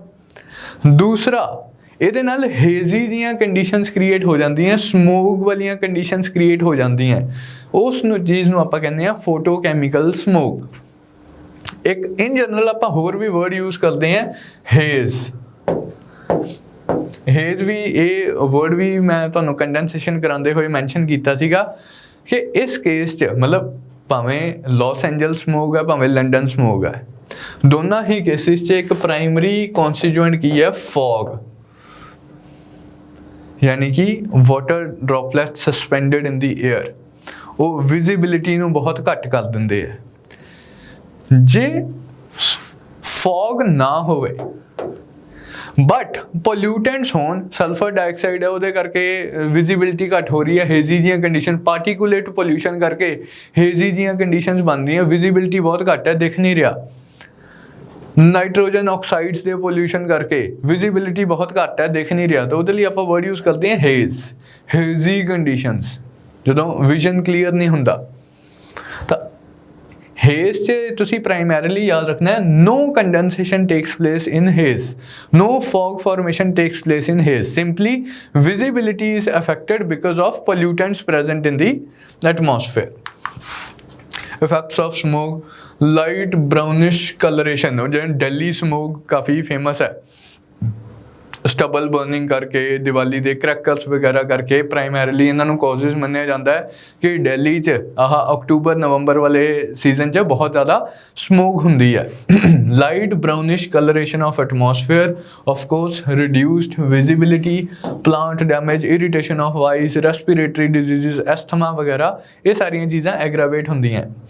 क्लाइमेटोलॉजिकली तुसीं याद रखना है कि स्मोक वालियां कंडीशनस नाल टैंपरेचर इनवर्जन्स आर एक्सेंचुएटेड। ग्राउंड लेवल ते टैंपरेचर इनवर्जन हो जाता है। टैंपरेचर इनवर्जन की आपां पढ़िया सीगा कि इन जनरल दा की हुंदा है कि as we move up temperature decreases, लेकिन इनवर्जन च उल्टा हो जाता है, इन्वर्ट हो गया। As we move up the temperature also increases. ਉਹਦੇ ਨਾਲ ਕੀ ਹੁੰਦਾ कि लेट्स से कि अपनियां ये चिमनियाँ वगैरह है, पोल्यूटेंट्स रिलीज हो गए, pollutants they are not escaping into the atmosphere, they are getting trapped over here. तो इत्थे एक हीट जोन बन जाता है, इत्थे रिलेटिवली कोल्ड हुंदा है, एज वी मूव अप एक हीट जोन आ जाता है पोल्यूटेंट्स का बनया होया, ਉਹਦੇ ਨਾਲ ਟੈਂਪਰੇਚਰ ਇਨਵਰਜਨ ਵੀ ਹੋ ਜਾਂਦੀ, ਜਿਹੜੀ ਪਹਿਲਾਂ ਹੀ ਆਲਰੇਡੀ ਐਗਜ਼ਿਸਟ ਕਰਦੀ ਹੈ ਉਹ ਥੋੜੀ ਜਿਹੀ ਐਕਸੈਂਚੂਏਟ ਹੋ ਜਾਂਦੀ ਹੈ ਐਂਡ ਦੀ ਪ੍ਰੈਸੀਪੀਟੇਸ਼ਨ ਇਜ਼ ਰਿਡਿਊਸਡ। ਇਹ ਥੋੜੇ ਜਿਹੇ ਕਲਾਈਮੈਟੋਲੋਜੀਕਲ ਇਫੈਕਟਸ ਵੀ ਤੁਸੀਂ ਧਿਆਨ 'ਚ ਰੱਖਣੇ ਹੈ ਸਮੋਗ ਦੇ। ਆਫ ਕੋਰਸ ਲੋਅਰਸ ਵਿਜ਼ਿਬਿਲਿਟੀ ਤਾਂ ਹੈ ਹੀ, ਆਪਾਂ ਡਿਸਕਸ ਕਰ ਹੀ ਲਿਆ, ठीक है जी। नैक्सट हम जो आप गल करिए इंडोर एयर पोल्यूशन की, पहला भी मैं मैंशन किया, एक तो volatile organic compounds are responsible for indoor air pollution. वो चलो आप एक बारी साइड पर रखी गल, होर किस तरह हो सकता है इंडोर एयर पोल्यूशन। पुराने जमाने च जे किचनस अंदर होनियां घर दे एंड ਪ੍ਰੋਪਰ ਫਿਊਲ ਵਗੈਰਾ ਨਹੀਂ, ਕਲੀਨ ਫਿਊਲ ਦਾ ਨਹੀਂ ਇਸਤੇਮਾਲ ਕੀਤਾ ਜਾ ਰਿਹਾ, ਟ੍ਰੈਡੀਸ਼ਨਲ ਚੁੱਲ੍ਹਿਆਂ ਦਾ ਇਸਤੇਮਾਲ ਕੀਤਾ ਜਾ ਰਿਹਾ ਵਿਦਿਨ ਦੀ ਕਲੋਜ਼ਡ ਸਪੇਸਿਸ। ਨਹੀਂ ਤਾਂ ਯੂਜੂਲੀ ਕਿਚਨਸ ਵਗੈਰਾ ਬਾਹਰ ਹੁੰਦੀਆਂ ਸੀਗੀਆਂ, ਜੇ ਅੰਦਰ ਬਣੀਆਂ ਹੋਈਆਂ ਐਂਡ ਕਲੀਨ ਫਿਊਲ ਦਾ ਇਸਤੇਮਾਲ ਨਹੀਂ ਕੀਤਾ ਜਾਂਦਾ। ਇੰਪਰੂਵਡ ਚੁੱਲ੍ਹਾਸ ਦਾ ਜਿਹੜੇ ਮਾਡਰਨ ਅੱਜ ਕੱਲ੍ਹ ਐਫੀਸ਼ੀਐਂਟ ਚੁੱਲ੍ਹੇ ਆ ਰਹੇ ਆ, ਜੇ ਆਪਾਂ ਟ੍ਰੈਡੀਸ਼ਨਲ ਫਿਊਲ ਦਾ ਵੀ ਇਸਤੇਮਾਲ ਕਰਨਾ ਹੈ, ਉਹਨਾਂ ਦਾ ਇਸਤੇਮਾਲ ਨਹੀਂ ਕੀਤਾ ਜਾ ਰਿਹਾ ਤਾਂ ਉਹਦੇ ਨਾਲ ਇੰਡੋਰ ਪੋਲਿਊਸ਼ਨ ਹੋਊਗਾ। ਫਿਰ ਪੇਂਟਸ, ਕਾਰਪੈਟਸ, ਇਹ ਸਾਰੀਆਂ ਚੀਜ਼ਾਂ ਤਾਂ ਹੈ ਹੀ ਹੈ ਜਿਹੜੀਆਂ ਆਪਾਂ ਪਹਿਲਾਂ VOC ਵਾਲੀਆਂ ਗੱਲਾਂ ਡਿਸਕਸ ਕੀਤੀਆਂ ਸੀਗੀਆਂ। ਪ੍ਰੋਪਰ ਵੈਂਟੀਲੇਸ਼ਨ ਹੀ ਨਹੀਂ ਹੈ ਘਰੇ, that could be one of the reasons for indoor air pollution. Use of disinfectants, fumigants etc. ਕਿਉਂਕਿ ਉਹ ਹਾਰਮਫੁਲ ਗੈਸਿਸ ਰਿਲੀਜ਼ ਕਰ ਦਿੰਦੇ ਆ। ਐਕਸੈਸਿਵ ਯੂਜ਼ ਆਫ ਜਿਹੜੇ ਆਪਾਂ ਰੈਪਲੈਂਟਸ ਵਗੈਰਾ ਇਸਤੇਮਾਲ ਕਰਦੇ ਆ, ਉਹਦੇ ਕਰਕੇ ਵੀ ਇੰਡੋਰ 에ਅਰ ਪੋਲਿਊਸ਼ਨ ਹੋ ਸਕਦਾ ਹੈ। ਕਿ ਸਲਮਸ ਐਂਡ ਰੂਰਲ ਏਰੀਆ 'ਚੋਂ ਹੀ ਬਰਨਿੰਗ ਆਫ ਫਾਇਰਵੁੱਡ, ਬਾਇਓਮਾਸ, ਇਹ ਸਾਰੀਆਂ ਚੀਜ਼ਾਂ ਇੰਡੋਰ 에ਅਰ ਪੋਲਿਊਸ਼ਨ ਕਾਜ਼ ਕਰਦੀਆਂ। ਹੁਣ ਆਪਾਂ ਗੱਲ ਕਰੀਏ prevention and control of air pollution ਦੀ, ਕਿਸ ਤਰ੍ਹਾਂ ਆਪਾਂ ਇਸ ਚੀਜ਼ ਨੂੰ ਅਵੋਇਡ ਕਰ ਸਕਦੇ ਹਾਂ। ਤਾਂ ਆਪਾਂ ਡਿਫਰੈਂਟ ਪਾਰਟਸ ਇਹਨੂੰ ਸਟੱਡੀ ਕਰਾਂਗੇ। ਸਭ ਤੋਂ ਪਹਿਲਾਂ ਜੇ ਆਪਾਂ ਇੰਡੋਰ 에ਅਰ ਪੋਲਿਊਸ਼ਨ ਦੀ ਗੱਲ ਕਰੀਏ, ਕਿਵੇਂ ਕਲੀਨਰ ਫਿਊਲ ਦਾ ਇਸਤੇਮਾਲ ਕਰੋ। ਪ੍ਰਧਾਨ ਮੰਤਰੀ ਉਜਵਲਾ ਯੋਜਨਾ, LPG ਸਿਲੰਡਰਸ ਪ੍ਰੋਵਾਈਡ ਕੀਤੇ ਜਾ ਰਹੇ ਆ ਐਟ ਵੈਰੀ ਸਬਸਿਡਾਈਜ਼ਡ ਰੇਟ ਐਂਡ ਚੁੱਲ੍ਹਾਸ ਵਗੈਰਾ, ਗੈਸ ਬਰਨਰਸ ਵਗੈਰਾ ਵੀ ਪ੍ਰੋਵਾਈਡ ਕੀਤੇ ਜਾ ਰਹੇ ਆ। ਇੰਪਰੂਵਡ ਸਟੋਵਸ ਦਾ ਇਸਤੇਮਾਲ ਕੀਤਾ ਜਾਵੇ। ਯੂਜ਼ ਆਫ ਸੋਲਰ ਕੁੱਕਰਸ ਜਿੱਥੇ LPG ਨਹੀਂ ਪ੍ਰੋਵਾਈਡ ਕੀਤੀ ਜਾ ਸਕਦੀ। ਵੈਲ ਵੈਂਟੀਲੇਟਡ ਕਿਚਨ ਹੋਣੀ ਚਾਹੀਦੀ ਹੈ। ਫਿਰ proper storage of food and disposal of waste, ਇਹਦੇ ਨਾਲ ਵੀ ਜਿਹੜੇ ਲੈਟਸ ਸੇ ਕਿ ਕੁਝ harmful gases as a result of decomposition of waste release ਹੁੰਦੀਆਂ। ਆਪਾਂ ਨੂੰ ਵੇਸਟ ਜਿਹੜੇ ਕਿਚਨ ਵੇਸਟ ਜੋ ਵੀ ਹੈ, ਡੋਮੈਸਟਿਕ ਵੇਸਟ ਜੋ ਵੀ ਹੈ, ਉਹਨੂੰ ਪ੍ਰੋਪਰਲੀ ਡਿਸਪੋਜ਼ ਆਫ ਕਰਨਾ ਚਾਹੀਦਾ। ਜੇ ਉਹ ਘਰੇ ਹੀ ਪਏ ਸੜੀ ਜਾਣਗੇ ਤਾਂ ਉਹਦੇ ਨਾਲ ਵੀ ਹਾਰਮਫੁਲ ਗੈਸਿਸ ਰਿਲੀਜ਼ ਹੁੰਦੀਆਂ। ਤਾਂ ਇਹਨਾਂ ਕੁਝ ਸਟੈਪਸ ਨਾਲ ਆਪਾਂ ਬੇਸਿਕਲੀ ਜਿਹੜੇ ਜਨਰਲ ਜਿਹੇ ਸਟੈਪਸ ਹੈ ਇੰਡੋਰ 에ਅਰ ਪੋਲਿਊਸ਼ਨ ਕੰਟਰੋਲ ਕਰ ਸਕਦੇ ਹਾਂ। ਇੰਡਸਟਰੀਅਲ ਪੋਲਿਊਸ਼ਨ ਕਿਸ ਤਰ੍ਹਾਂ ਆਪਾਂ ਕੰਟਰੋਲ ਕਰ ਸਕਦੇ ਹਾਂ? ਇੱਕ ਬਹੁਤ ਬੇਸਿਕ ਤਰੀਕਾ ਤਾਂ ਇਹ ਹੈ ਕਿ ਇਨਕਰੀਜ਼ਿੰਗ ਦੀ ਹਾਈਟ ਆਫ ਚਿਮਨੀਜ਼। ਜਿੰਨੀ ਚਿਮਨੀਜ਼ ਦੀ ਹਾਈਟ ਘੱਟ ਹੋਊਗੀ ਉਹਨਾਂ ਸਰਫੇਸ ਪੋਲਿਊਸ਼ਨ ਜ਼ਿਆਦਾ ਹੋਊਗਾ। ਐਂਡ ਸਰਫੇਸ 'ਤੇ ਆਪਾਂ ਰਹਿ ਰਹੇ ਹਾਂ, ਸੋਸ਼ਲ ਲਾਈਫ ਹੈ ਆਪਣੀ, ਕਲਚਰਲ ਲਾਈਫ ਆਪਾਂ ਮੂਵ ਕਰਦੇ ਹਾਂ, ਤਾਂ ਆਪਣੇ 'ਤੇ ਇਫੈਕਟ ਜ਼ਿਆਦਾ ਹੋਊਗਾ। ਜੇ ਆਪਾਂ ਹਾਈਟ ਆਫ ਚਿਮਨੀਜ਼ ਇਨਕਰੀਜ਼ ਕਰ ਦਾਂਗੇ ਉਹੀ ਇਫੈਕਟ ਆਫ ਪੋਲਿਊਸ਼ਨ ਘੱਟ ਹੋਊਗਾ। ਕਲੋਜ਼ਿੰਗ ਜਾਂ ਜ਼ੋਨਿੰਗ ਦੀ ਪੋਲਿਊਟੈਂਟ ਇੰਡਸਟਰੀਜ਼, ਕਿ ਸ਼ਹਿਰ ਦੇ ਅੰਦਰ ਪੋਲਿਊਟੈਂਟ ਇੰਡਸਟਰੀਜ਼ ਨਾ ਹੋਣ, ਜ਼ੋਨਿੰਗ ਲਾਜ਼ ਹੋਣੇ ਚਾਹੀਦੇ ਹੈ ਕਿ ਸ਼ਹਿਰ ਦੇ ਬਾਹਰ ਇਸ ਤਰ੍ਹਾਂ ਲੈਟਸ ਸੇ ਇੱਕ ਗ੍ਰੀਨ ਜ਼ੋਨ ਹੈ, ਇੱਕ ਔਰੇਂਜ ਜ਼ੋਨ ਹੈ। ਐਂਡ ਸਰਕਾਰ ਇਜ਼ ਟੇਕਿੰਗ ਐਫਰਟਸ ਆਲਸੋ, ਸਰਕਾਰੀ ਐਫਰਟਸ 'ਤੇ ਆਪਾਂ ਬਾਅਦ 'ਚੋਂ ਆਵਾਂਗੇ ਕਿ ਜ਼ੋਨਿੰਗ ਲਾਜ਼ ਹੋਣੇ ਚਾਹੀਦੇ ਹੈ ਕਿ ਆਹ ਵਾਲੀਆਂ ਇੰਡਸਟਰੀਜ਼, ਕਲੀਨਰ ਇੰਡਸਟਰੀਜ਼ ਤੁਸੀਂ ਸ਼ਹਿਰ ਦੇ ਅੰਦਰ ਵੀ ਖੋਲ੍ਹ ਸਕਦੇ ਹੋ। ਬਾਰਡਰ ਏਰੀਆ 'ਚ ਲੈਟਸ ਸੇ ਕੁਝ ਐਸੀਆਂ ਇੰਡਸਟਰੀਜ਼ ਖੋਲ੍ਹ ਸਕਦੇ ਹਾਂ ਜਿਹੜੀਆਂ ਲੈਸ ਪੋਲਿਊਟਿੰਗ ਹੈ, ਜਿਨ੍ਹਾਂ ਦਾ ਕਾਰਬਨ ਫੁੱਟਪ੍ਰਿੰਟ ਘੱਟ ਹੈ। ਐਂਡ ਦੈਨ ਬਿਲਕੁਲ ਪੈਰੀਫਰੀ 'ਚ ਜਾ ਕੇ ਤੁਸੀਂ ਲੈਟਸ ਸੇ ਪੋਲਿਊਟਿੰਗ ਇੰਡਸਟਰੀਜ਼ ਵੀ ਖੋਲ੍ਹ ਸਕਦੇ ਹੋ, ਜਿਹੜੀਆਂ ਇਨ ਜਨਰਲ ਥੋੜ੍ਹੀਆਂ ਜਿਹੀਆਂ ਪੋਲਿਊਟਿੰਗ ਇੰਡਸਟਰੀਜ਼ ਮੰਨੀਆਂ ਜਾਂਦੀਆਂ। Let's say paper and pulp industry, ਇਸ ਤਰ੍ਹਾਂ ਦੀ ਜਿਹੜੀ ਇੰਡਸਟਰੀ ਹੈ। ਤਾਂ zoning laws they should be in place so that the polluting industries are located away from the urban centers. Development and maintenance of green belts within the cities. Cleaner fuels ਦਾ ਇਸਤੇਮਾਲ ਕੀਤਾ ਜਾਵੇ, like liquefied natural gas in thermal power plants, fertilizer plants instead of coal। ਜਾਂ ਤਾਂ ਆਪਾਂ in general natural gas ਦਾ ਹੀ ਇਸਤੇਮਾਲ ਕਰ ਰਹੇ ਹਾਂ ਜਾਂ ਨੈਚੁਰਲ ਗੈਸ ਨੂੰ ਕੰਪਰੈਸ ਕਰਕੇ CNG ਦਾ ਇਸਤੇਮਾਲ ਕਰ ਰਹੇ ਹਾਂ, ਜਾਂ ਫਿਰ ਉਹਨੂੰ ਲਿਕੁਈਫਾਈ ਕਰਕੇ ਲਿਕੁਈਫਾਈਡ ਨੈਚੁਰਲ ਗੈਸ ਦਾ ਇਸਤੇਮਾਲ ਕਰ ਰਹੇ ਹਾਂ। ਸੋਲੀਡੀਫਾਈਡ ਨੈਚੁਰਲ ਗੈਸ ਵੀ ਇਸ ਤੋਂ ਬਾਅਦ ਉਸ 'ਤੇ ਅਜੇ ਕੰਮ ਚੱਲ ਰਿਹਾ। ਦੈਨ ਕੁਝ ਆਪਾਂ ਡਿਵਾਈਸਿਸ ਜਿਹੜੀਆਂ ਪੋਲਿਊਟਿੰਗ ਇੰਡਸਟਰੀਜ਼ ਆਲਰੇਡੀ ਐਗਜ਼ਿਸਟ ਕਰ ਰਹੀਆਂ, ਉਹਨਾਂ 'ਤੇ ਆਪਾਂ ਕੁਝ ਪੋਲਿਊਸ਼ਨ ਕੰਟਰੋਲ ਡਿਵਾਈਸਿਸ ਲਾ ਸਕਦੇ ਹਾਂ ਜਿਹੜੀਆਂ ਪੋਲਿਊਟੈਂਟਸ ਨੂੰ ਟਰੈਪ ਕਰ ਲੈਣ ਐਂਡ ਪੋਲਿਊਸ਼ਨ ਨੂੰ ਚੈੱਕ ਕਰਨ। ਕਿਸ ਤਰ੍ਹਾਂ ਦੀਆਂ ਡਿਵਾਈਸਿਸ ਲਾ ਸਕਦੇ ਹਾਂ? ਆਫਕੋਰਸ ਆਪਾਂ ਫਿਲਟਰਸ ਲਾ ਸਕਦੇ ਹਾਂ ਕਿ ਜਿਹੜੀ ਚਿਮਨੀ ਹੈ ਉਸ 'ਤੇ ਫਿਲਟਰਸ ਲੱਗੇ ਹੋਏ and pollutants are trapped in those filters. Electrostatic precipitators ਲਾ ਸਕਦੇ ਹਾਂ, ਇਲੈਕਟ੍ਰਿਕ ਚਾਰਜ ਦਾ ਇਸਤੇਮਾਲ ਕਰਕੇ ਇੱਕ ਤਰ੍ਹਾਂ ਦੇ ਪੋਲਿਊਟੈਂਟਸ ਨੂੰ ਇੱਕ ਸਾਈਡ 'ਤੇ ਆਪਾਂ ਪੁਸ਼ ਕਰਤਾ, ਟਰੈਪ ਕਰ ਲਿਆ ਅਗੇਨ। ਇਨਰਸ਼ੀਅਲ ਕਲੈਕਟਰਸ ਦਾ ਇਸਤੇਮਾਲ ਕਰ ਲਿਆ, ਜਿਹੜੇ ਹੈਵੀ ਸਸਪੈਂਡਡ ਪਾਰਟੀਕੂਲੇਟ ਮੈਟਰ ਦੀ ਆਪਾਂ ਗੱਲ ਕੀਤੀ। ਇੱਕ ਪਾਸੇ ਤਾਂ ਗੈਸੀਅਸ ਐਗਜ਼ੌਸਟ ਹੈ, ਫਿਰ ਉਸੇ ਗੈਸੀਅਸ ਐਗਜ਼ੌਸਟ 'ਚ ਤੁਹਾਡੇ ਸਸਪੈਂਡਡ ਪਾਰਟੀਕੂਲੇਟ ਮੈਟਰ ਹੈ, ਫਲਾਈ ਐਸ਼ ਵਰਗੀਆਂ ਚੀਜ਼ਾਂ, ਇਹ ਹੈਵੀ ਚੀਜ਼ਾਂ। ਇਹਨਾਂ ਦਾ ਆਪਾਂ ਇਨਰਸ਼ੀਅਲ ਕਲੈਕਟਰਸ ਦਾ ਇਸਤੇਮਾਲ ਕਰ ਸਕਦੇ ਹਾਂ ਇਹਨਾਂ ਨੂੰ ਕਲੈਕਟ ਕਰਨ ਲਈ, ਕਿ ਹੈਵੀ ਚੀਜ਼ਾਂ ਨੂੰ ਆਪਾਂ ਥੋੜ੍ਹਾ ਜਿਹਾ ਸੈਟਲ ਹੋਣ ਦਾ ਮੌਕਾ ਦੇਤਾ। स्क्रबर्स का इस्तेमाल कर सकते हैं, ड्राई स्क्रबर्स या ग्रेवल बेड फिल्टर्स। स्क्रबर से की है कि किसी वैट मीडियम तो आप गैशियस ਐਗਜ਼ੌਸਟ ਨੂੰ ਆਪਾਂ ਪਾਸ ਕਰਵਾਤਾ तो ਉਹਦੇ ਨਾਲ ਜਿਹੜੀਆਂ ਸੋਲਿਊਬਲ ਚੀਜ਼ਾਂ ਉੱਥੇ ਵਾਟਰ 'ਚ ਸੋਲਿਊਬਲ ਹੋ ਜਾਂਦੀਆਂ ਐਂਡ ਜੋ ਇਨਸੋਲਿਊਬਲ ਗੈਸਿਸ ਵਗੈਰਾ ਫਲੂ ਗੈਸਿਸ ਆ ਉਹ ਰਿਲੀਜ਼ ਹੋ ਜਾਂਦੀਆਂ। ਇੱਥੇ ਡਰਾਈ ਸਕਰਬਰਸ ਜਾਂ ਗ੍ਰੈਵਲ ਬੈਡ ਫਿਲਟਰਸ ਦਾ ਇਸਤੇਮਾਲ ਕੀਤਾ ਜਾ ਸਕਦਾ ਹੈ। ਕੈਟਾਲਿਟਿਕ ਕਨਵਰਟਰਸ ਦਾ ਜ਼ਿਆਦਾ ਯੂਜ਼ ਵਹੀਕੂਲਰ ਐਗਜ਼ੌਸਟ ਦੇ ਕੇਸ 'ਚ ਆਪਾਂ ਕਰਦੇ ਹਾਂ, ਬਟ ਇੰਡਸਟਰੀਅਲ ਚਿਮਨੀਜ਼ ਵਗੈਰਾ 'ਚ ਵੀ ਕੈਟਾਲਿਟਿਕ ਕਨਵਰਟਰਸ ਦਾ ਇਸਤੇਮਾਲ ਕੀਤਾ ਜਾ ਸਕਦਾ ਹੈ ਪੋਲਿਊਸ਼ਨ ਨੂੰ ਕੰਟਰੋਲ ਕਰਨ ਲਈ। ਅਤੇ ਕੁਝ ਸਪੈਸੀਫਿਕ ਡਿਵਾਈਸਿਸ ਦਾ ਵੀ ਆਪਾਂ ਇਸਤੇਮਾਲ ਕਰ ਸਕਦੇ ਹਾਂ ਪੋਲਿਊਸ਼ਨ ਨੂੰ ਕੰਟਰੋਲ ਕਰਨ ਲਈ। ਗਵਰਨਮੈਂਟ ਆਫ ਇੰਡੀਆ ਨੇ ਵੀ ਥਰਮਲ ਪਾਵਰ ਪਲਾਂਟਸ ਨੂੰ ਸਪੈਸੀਫਿਕਲੀ ਕਿਹਾ ਹੋਇਆ ਕਿ ਤੁਸੀਂ 2022 ਤੱਕ ਤੁਸੀਂ ਸਾਰੇ ਜਿੰਨੇ ਪੋਲਿਊਟਿੰਗ ਥਰਮਲ ਪਲਾਂਟਸ ਹੈ ਉਹ ਪੋਲਿਊਸ਼ਨ ਕੰਟਰੋਲ ਡਿਵਾਈਸਿਸ ਵਗੈਰਾ ਇੰਸਟਾਲ ਕਰਨ। ਹਾਲਾਂਕਿ ਪ੍ਰੈਜ਼ੈਂਟ ਸਟੇਟ 2020 ਆ ਗਿਆ, ਸਰਕਾਰ ਨੂੰ ਨਹੀਂ ਲੱਗਦਾ, ਮਿਨਿਸਟਰੀ ਆਫ ਪਾਵਰ ਨੂੰ ਨਹੀਂ ਲੱਗਦਾ ਕਿ ਇੱਦਾਂ ਕੀਤਾ ਜਾ ਸਕਦਾ, ਤਾਂ ਉਹਨਾਂ ਨੇ ਮਿਨਿਸਟਰੀ ਆਫ ਇਨਵਾਇਰਮੈਂਟ ਨੂੰ ਕਿਹਾ ਕਿ ਪਲੀਜ਼ ਆ ਜਿਹੜੀ ਡੈਡਲਾਈਨ ਹੈ ਕਿ ਆ ਸਾਰੀਆਂ ਕੰਟਰੋਲ ਡਿਵਾਈਸਿਸ ਇੰਸਟਾਲ ਕੀਤੀਆਂ ਜਾਣ ਥਰਮਲ ਪਾਵਰ ਪਲਾਂਟਸ 'ਚ, ਇਹਦੀ ਡੈਡਲਾਈਨ ਨੂੰ ਥੋੜ੍ਹਾ ਜਿਹਾ ਇਨਕਰੀਜ਼ ਕੀਤਾ ਜਾਏ। ਪਹਿਲਾਂ ਹੀ ਇਹ ਡੈਡਲਾਈਨ ਇਨਕਰੀਜ਼ ਕਰਦੀ 2022 ਤੱਕ ਪਹੁੰਚੀ ਹੈ। ਹੁਣ ਮਿਨਿਸਟਰੀ ਆਫ ਪਾਵਰ ਕਹਿ ਰਹੀ ਹੈ ਮਿਨਿਸਟਰੀ ਆਫ ਇਨਵਾਇਰਮੈਂਟ ਨੂੰ ਕਿ ਇਹਨੂੰ ਹੋਰ ਵੀ ਜ਼ਿਆਦਾ ਐਕਸਟੈਂਡ ਕੀਤਾ ਜਾਵੇ ਅੱਗੇ। ਨੈਕਸਟ ਹੈ ਵਹੀਕੂਲਰ ਪੋਲਿਊਸ਼ਨ ਦੀ ਜੇ ਗੱਲ ਕਰੀਏ ਤਾਂ ਕੁਝ ਬੇਸਿਕ ਦੀਆਂ ਚੀਜ਼ਾਂ ਜਿਹੜੀਆਂ ਆਪਾਂ ਕਰ ਸਕਦੇ ਹਾਂ। ਅਨਲੀਡਡ ਪੈਟਰੋਲ, ਅੱਜ ਕੱਲ੍ਹ ਦਾ ਜਿੰਨਾ ਵੀ ਪੈਟਰੋਲ ਮਿਲਦਾ ਅਨਲੀਡਡ ਪੈਟਰੋਲ ਹੀ ਹੁੰਦਾ। ਪਹਿਲਾਂ ਲੈਡ ਪਾਇਆ ਜਾਂਦਾ ਸੀਗਾ ਪੈਟਰੋਲ 'ਚ ਐਜ਼ ਆ ਨੌਕਿੰਗ ਏਜੰਟ। ਅੱਜ ਦੀ ਡੇਟ 'ਚ ਸਿੰਥੈਟਿਕ ਆਲਟਰਨੇਟਿਵਸ ਇਹਦੇ ਅਵੇਲੇਬਲ ਹੈ, ਤਾਂ ਯੂਜਲੀ ਤੁਸੀਂ ਪੈਟਰੋਲ ਪੰਪਸ 'ਤੇ ਜਾਂਦੇ ਹੋ ਤਾਂ ਤੁਸੀਂ ਦੇਖਦੇ ਹੋ ਅਨਲੀਡਡ ਪੈਟਰੋਲ ਲਿਖਿਆ ਹੁੰਦਾ। ਆਪਾਂ ਸਿੰਥੈਟਿਕ ਆਲਟਰਨੇਟਸ ਆਫ ਲੈਡ ਇਸਤੇਮਾਲ ਕਰੀਦੇ ਹੈ ਪੈਟਰੋਲ 'ਚ।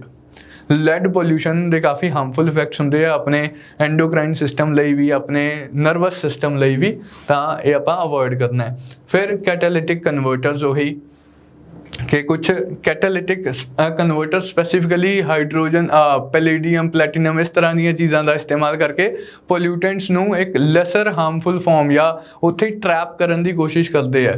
ਸਰਵਿਸਿੰਗ ਆਫ ਵਹੀਕਲਸ ਇਹ ਤਾਂ ਲਾਈਕ ਬੇਅਰ ਮਿਨੀਮਮ ਚੀਜ਼ ਹੈ ਜਿਹੜੀ ਆਪਾਂ ਕਰਵਾ ਸਕਦੇ ਹਾਂ, ਲੇਕਿਨ you know how things are in India.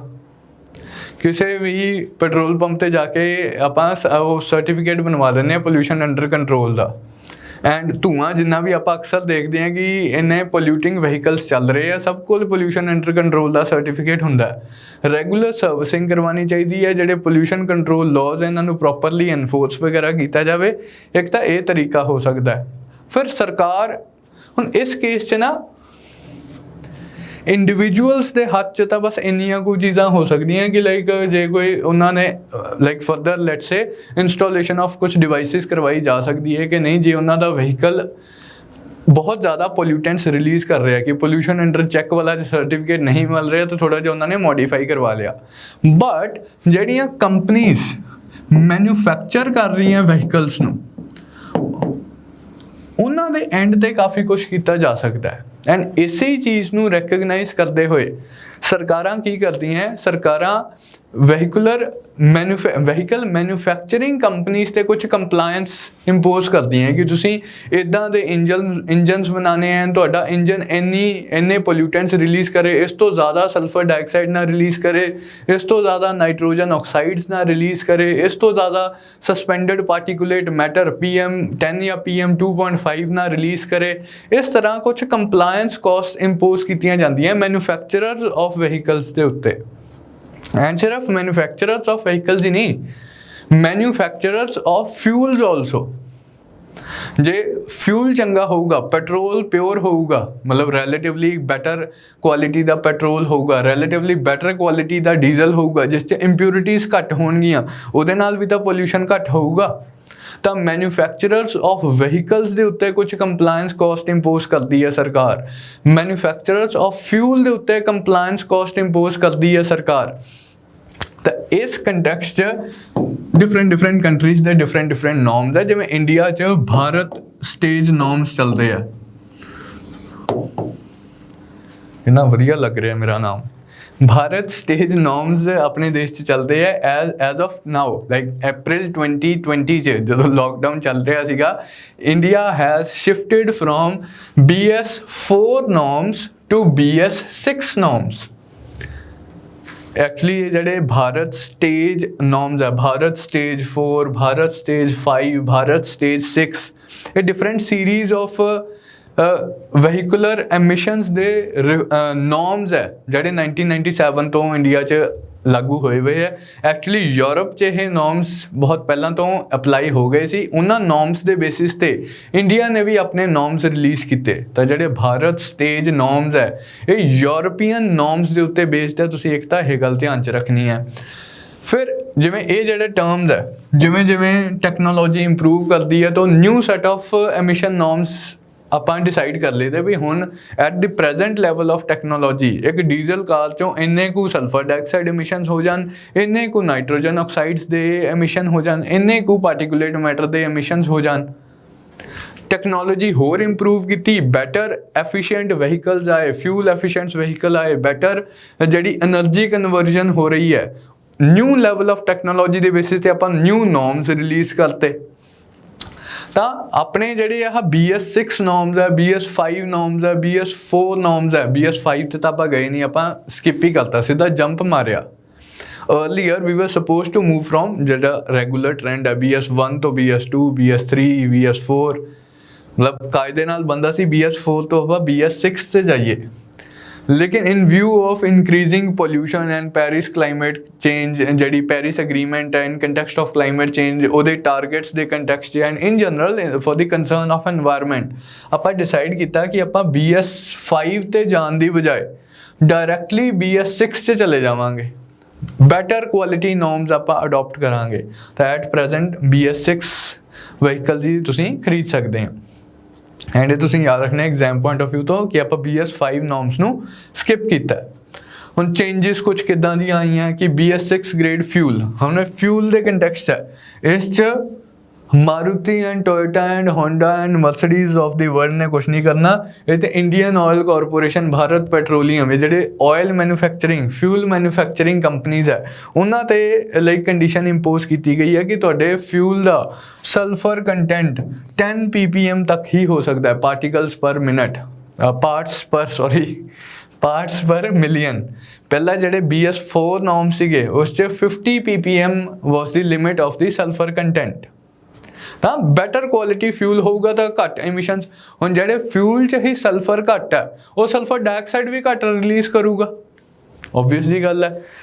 Nitrogen, ਹੁਣ ਵਹੀਕਲਸ ਦੀ ਗੱਲ ਜਿਵੇਂ ਕਰੀਏ ਕਿ ਨਾਈਟ੍ਰੋਜਨ ਆਕਸਾਈਡਸ ਦੀਆਂ ਜਿਹੜੀਆਂ ਐਮਿਸ਼ਨਸ ਹੈ in the diesel cars they have been brought down by almost 70%।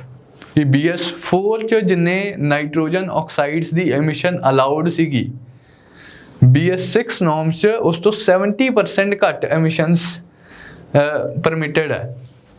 इस तरह पेट्रोल कार्स च they can be reduced by as much as 25%। Particulate pollution और suspended particulate matter diesel cars च तुसीं देखिया होना, डीजल कार्स दा जिहड़ा धुआं हुंदा थोड़ा जिहा लाइक ब्लैक इन कलर हुंदा, डार्कर इन टोन हुंदा as compare to petrol cars दा धुआं। क्यों? क्योंकि डीजल कार्स च पार्टिकुलेट पोल्यूशन बहुत मायने रखता है। Suspended particulate matter, black carbon वर्गियां चीज़ां, यह सूट वर्गियां चीज़ां, अनबर्नट कार्बन पीसिस वर्गियां चीज़ां, ये डीजल पोल्यूशन च ज़्यादा, डीजल व्हीकल्स के केस च ज़्यादा होंदियां। Particulate pollutants pollution in diesel cars, they will be reduced as much as by 80% under the new norms as compared to the older norms। ਤਾਂ ਕਾਫੀ ਸਾਰੀਆਂ ਚੇਂजेस ਇੰਟਰੋਡਿਊਸ ਹੋਈਆਂ under Bharat 6 norms। तो ये सारिया गल्लां आपां ऑलरेडी डिस्कस कीतियां। 1997 च यूरोप च आया सीगा, ਉਹਦੇ बेसिस 2000 च एमिशन स्टैंडर्ड्स इंडिया च रिलीज़ किए गए सीगे एंड दैन इवेंचुअली लाइक हौली हौली करके BS1 2 3 4 5 स्किप करके डायरैक्टली आपां 6 च आए हैं। Next national air quality monitoring programme एक अपना चल रहा है, that is implemented by central pollution control board. इस प्रोग्राम का की एम है, नाम तो ही पहली गल तो आपां नूं एम क्लीयर हो जाना चाहिए। National air quality monitoring programme, ये ना दो चीज़ां चल रही हैं।